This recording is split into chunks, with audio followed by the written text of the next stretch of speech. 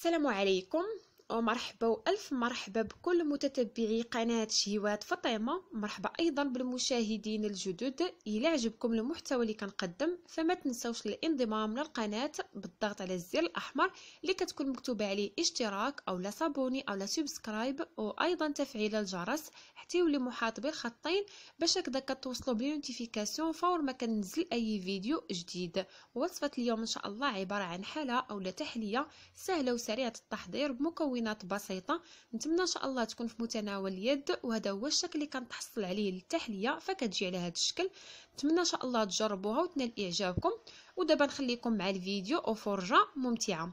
فبسم الله على بركة الله. هنايا عندي كمية من اصابع الاميرة او لما يسمى ايضا بلي بودواغ. بالنسبة لعدد قطع البسكوي فكتبقى على حسب المول اللي نتوما غادي تستعنوا به. عندي ايضا حليب اللي كيكون بدرجة حرارة المطبخ. فهادوما مكونات الطبقة الأولى. فبسم الله كناخذ هذوك القطع من البسكوي أو أصابع الأميرة، كنغمسهم جيدا في الحليب اللي عندي، ومن بعد كنبدا كنرتبهم في الصينية كيف ما كتلاحظوا معايا على هذا الشكل. ملاحظة، الا ما كانش متوفرين عندكم هاد لي بودواغ فيمكن لكم تعوضوهم باي نوعيه من البسكوي متوفره عندكم او لا نتوما كتفضلوها. بالنسبه للحليب الا ما كنتوش كتستلطفوا الطعم ديالو بوحديتو فيمكن لكم تنسموه بقهوه سريعه الذوبان او لا ببودره الكاكاو الحلوه، نتوما على حسب الرغبه ديالكم وايضا الاختيار. فهنايا من بعد ما غمست القطع ديال البسكوي كلها مزيان في الحليب كنرتبها على هذا الشكل صافي، وكتصبح عندي جاهزه. هنايا غادي نحتفظ بالصينيه جانبا وغادي ندوز باش نحضر مكونات الطبقه الثانيه او لا مكونات الكريمه.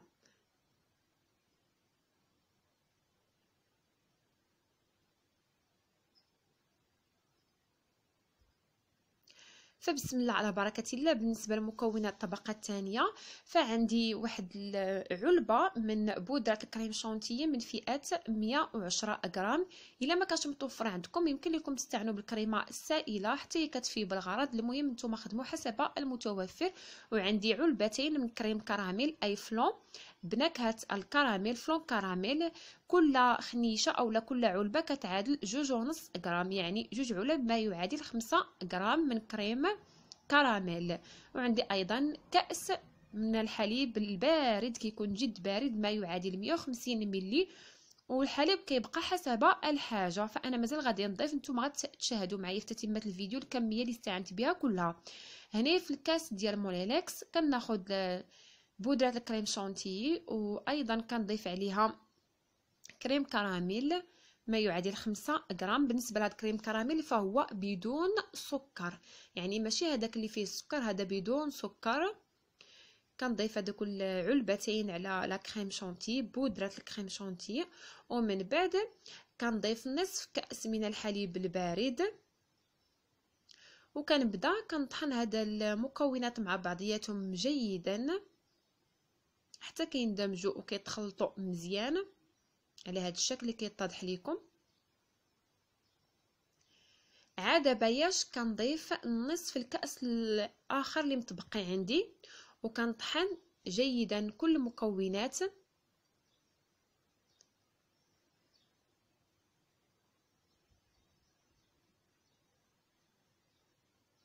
فكيف ما كتلاحظوا معايا القوام ديال الكريمه كيجي على هذا الشكل.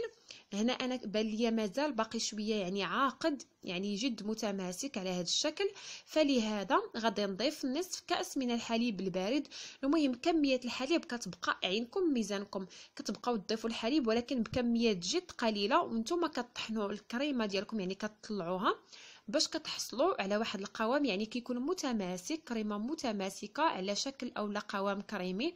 المهم ما تضيفوش الحليب دفعه واحده، كتضيفوا بشويه بشويه وانتم كتطربوا كل المكونات حتى كتحصلوا على كريمه كتكون متماسكه على شكل كريمي على هذا الشكل كيف ما كتلاحظوا معايا. فانا من بعد ما طحنتها جيدا وطلعت لي الكريمه فكنتحصل على هذا القوام.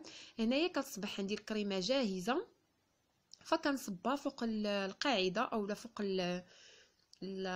البسكوي اللي سبق لي وحضرت معكم. صافي كنحاول نوزعها على الصينيه كلها على هذا الشكل. صراحه كتجي كريمه لذيذه بالمذاق ديال الكراميل وبمكونات بسيطه. وبالنسبه للبنات اللي دائما كيسالوني على الكريم شانتي واش يمكن لينا نطلعوها في المولينكس، يمكن لكم، ولكن كتجي على هذا الشكل، يعني ماشي كتعطينا داك الفوليوم اللي كتعطي لنا عاده فاش كنطلعوها بالطراب الكهربائي، وانما كتجي على هذا الشكل كريميه وكتجي حتى هي ناجحه.